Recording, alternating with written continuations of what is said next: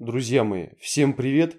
Вы только посмотрите, даже из отдыха устроили театр. Над этим сейчас смеется вся страна, да и не только страна. В сети появились кадры, где Путин вместе с сыном Кижугета поехали в ту часть тайги, где еще что-то осталось от леса. Нам, конечно же, показали бескрайнюю тайгу на кадрах, все красиво, здорово. Но только интересно, почему Путин вместе с Шойгу не поехали в ту часть России, где выгорел лес? Или, к примеру, в ту часть России, где Сибирь выпилена китайцами? Почему нам эти кадры-то не показали? Но это ладно. В общем, выборы прошли, и все-таки кадры отдыха Путина обнародовали. На кадрах мы видим, что Путин поехал не только с Шойгу, но, судя по всему, там еще по лесу была куча ФСОшников, которая гоняла как медведей, так и, скорее всего, комаров. Ну вот давайте посмотрим. Путину, который сейчас отдыхает в тайге, на смартфоне показывают тайгу. Молодняк козерогов здесь легкая добыча для волков и хозяина тайги. Такие сцены тоже нередко попадают в объектив. Жесткий кадр, но это природа. Медведь-то здоровый. Численность козерога хорошая, позволяет 70. А медведя сколько? Ой. Посмотрите, посмотрите. А медведь-то здоровый. А сколько тут медведей? Посмотрите на испуганное лицо Путина. Медведей, что ли, испугался? Медведей сложно их даже посчитать, но примерно где-то у нас около 600 штук. Прилично.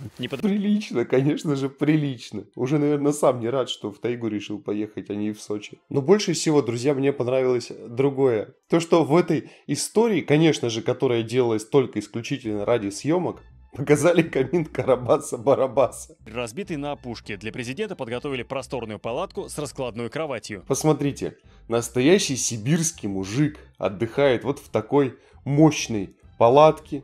Ему туда поставили кровать-раскладушку. Ну, все же сибирские мужики носят с собой кровати постоянно. Также все сибирские мужики носят с собой кучу светодиодных ламп. Это же в тайге так практично, где каждый лишний килограмм на счету. Но это только сибирские мужики. Мы не будем говорить про Путина, которому, скорее всего, все это привезли на КамАЗе, а может быть на двух. И вот показали топчан, матрас, все удобно. Но убило не это.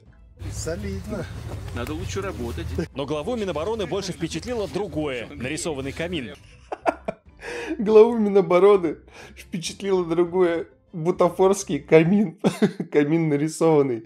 Но на самом деле, как оказалось позже, это инфракрасный нагреватель. И да, действительно, все же сибирские таежники таскают с собой инфракрасные нагреватели. А еще вдобавок стиральные машинки, телевизоры. Это же так по-сибирски. А что, Владимир Владимирович? А как же нарубить лапничко, настелить на дно палатки, сверху укрыть чем-то, в спальный мешок залезть, а до этого на ночь задуматься над тем, чтобы нагреть камни на костре, потом перенести эти камни в палаточку, чтобы первое время было тепло, закутаться в спальничек и спать.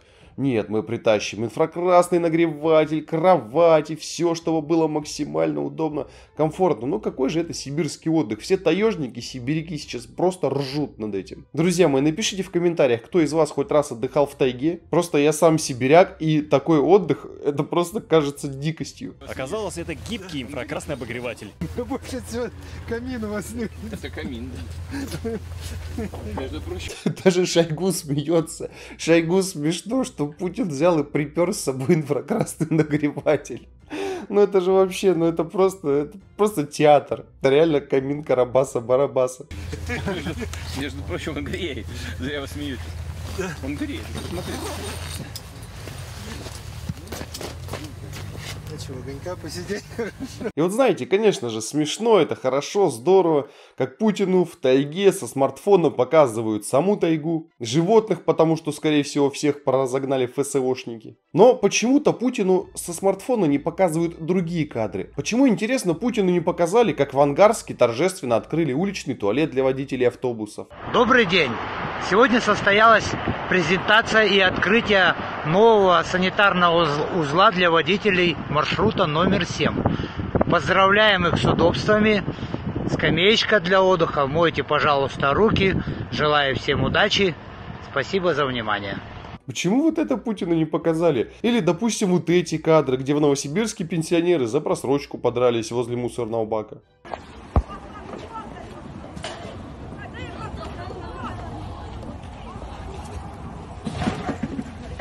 Ты что, меня руками?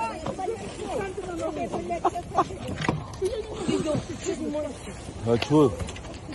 Вот эти кадры нужно показывать. И показывать эти же кадры на всю Россию. Ну, конечно же, ни Первый канал, ни любой пропагандистский этого просто-напросто не покажет. И, друзья мои, все, выборы прошли, и теперь запутинские голосовальщики могут радоваться. Мы все прекрасно знаем, как задобрили пенсионеров по 10 тысяч рублей, как задобрили военных, как задобрили полицию. Но все предвыборные обещания об улучшении жизни граждан разбились о суровую реальность. О чем это я? А дело в том, что в правительстве сейчас обсуждают повышение жилищно-коммунальных тарифов, да экономически обоснованных. Увеличение стоимости жилищно-коммунальных услуг власти объясняют необходимостью модернизации систем ЖКХ. По словам экспертов, рост тарифов может превзойти инфляцию. С ума сошли, что ли?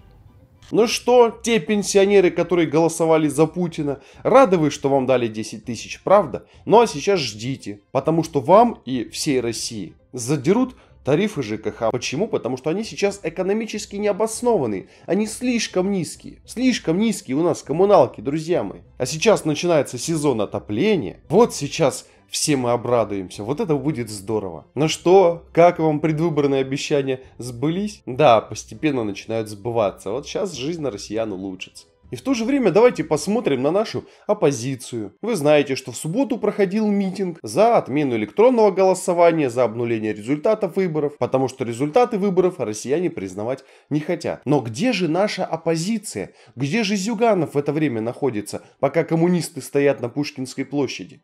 Ах да, Зюганов встречается с Путиным, потому что встреча с Путиным важнее. И почему-то товарищ Зюганов не сказал Путину о том, что они чем-то недовольны. Пока коммунисты отрабатывают на площади, Зюганов улыбается Путину и говорит, что в целом поддерживает курс власти. Вот это настоящие оппозиционеры, вот это я понимаю. А Жириновский оппозиционер, который хвалится тем, что он очень долго у власти находится. Оппозиция. Жириновский призвал сослать оппозицию в Сибирь.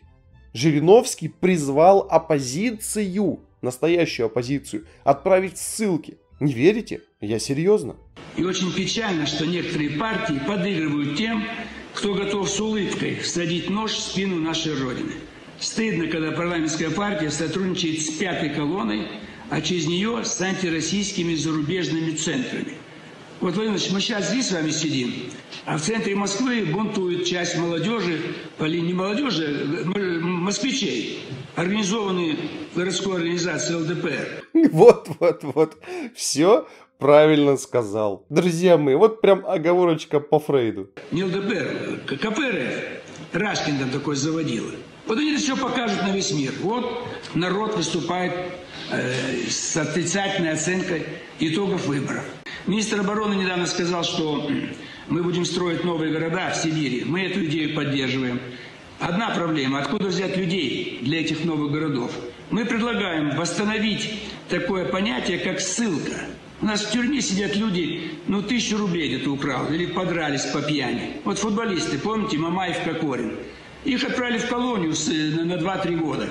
А лучше бы ссылку в Сибирь на несколько лет. Там и футбол бы можно было поднять. Сибирь со времен декабристов развивалась духовно и интеллектуально за счет ссыльных. А может быть, Жириновский посоветует людей, которые борются за свободу слова, людей, которые не боятся высказывать власти все в лицо, может быть, и их в ссылку отправим? Попробовать. Вот кто сегодня на Пушкинской площади бунтовал, вот их в вагон и до Магадана. Попробовать, давайте, вы увидите, больше бунтовать не будут. Да, ну а что? Давайте всю оппозицию в ссылку отправим, и все будет замечательно. Пока люди, которые называют себя оппозицией, сидят там наверху. Ну что, Зюганов, Жириновский, вы еще считаете себя оппозицией? Да какая вы оппозиция? А все эти беседы как раз проходили на фоне того, как люди стояли на Пушкинской площади. В дождь, несмотря на провокации, несмотря на полицию, несмотря на то, что полиция, чтобы перебить голоса протестующих, включала музыку, хвальбу Путину. Но и вот, друзья мои, пока настоящая оппозиция выходит на площади, пока одни люди пытаются вразумить других в том, что то, что происходит, это неправильно. Пока пенсионеры чешут затылки в мыслях о том, а что же завтра поесть. Пропаганда работает и объясняет, почему пенсионеры должны и просто обязаны жить плохо. Друзья мои, вашему вниманию человек с нетрадиционной ориентацией, который, между прочим, сам в этом признался, товарищ Красовский. Да-да, кто не знал, он действительно другой. А почему Россия равняется на Европу? Если равняемся, тогда давайте минимальную пенсию по 800 евро. Ну, давайте. И такую же и врачам-учителям. Ну, давайте тогда это самое. И что-нибудь другое сделаем. Давайте сделаем внутренний валовый продукт реальный. Идите работайте. Идите производите реально Мерседесы, придумывайте айфоны. А делайте нормальную экономику. То есть, что ж Россия? Вы сами ничего не делаете, а только претензии предъявляете. Население должно строить в стране Мерседесы и разрабатывать айфоны? Что? Серьезно? Хочу заметить, господин Красовский, что у нас в стране молодым ученым развитие-то особо и не дают. Вспомните хотя бы парня из Краснодара, который разрабатывал солнечные батареи и заказал какой-то нужный реактив, а его за этот реактив обвинили в том, что он чуть ли не наркотики делает. Ну и, соответственно, парень свалил в Индию. Вы говорите сейчас о каких-то айфонах? Слушайте, а население страны готово работать, население готово вкалывать. Вопрос, где вкалывать? На развалившихся заводах, которых уже осталось-то по пальцам пересчитать. Хочу напомнить Красовскому, что власти сами говорят о том, что мы можем только качать ресурсы, но перерабатывать их мы уже не способны. Скажите мне, пожалуйста, а что у нас в стране такого производит? Ладу Весту у нас в стране производят. Про Мерседесы Красовский говорит. Лада Веста, которая стоит не намного дешевле Соляриса, но Солярис стоит дороже только потому, что это иностранная машина, только потому, что сверху туда вшито больше 15%. Если бы Солярис не облагался вот этими 15%, то Солярис стоил бы дешевле Весты. О чем мы дальше можем продолжать разговор? Вот это как а где же вы нам обещали эти самые гражданские партнерства, а нас обманули? Я вам не обещал гражданские партнерства, я сказал, что это дает возможность для гражданских партнерств, если вы оторвете жопу. Если вы оторвете жопу, и у вас ВВП вырастет раз в 8, у вас и вот эти 800 евро будут. Единая Россия обещала, зарплаты обещали огромные. А получается, в итоге народ Российской Федерации виноват в том, что Единая Россия это обещание не исполнила. И самое это страшное в том, что наверху считают ровно так же. Просто устами Красовского глаголит наша власть. Делитесь этим роликом, рассказывайте всем о том, что происходит у нас в стране. Давайте откроем людям глаза на правду. С вами были новости с Антоном Хардиным, и я не прощаюсь.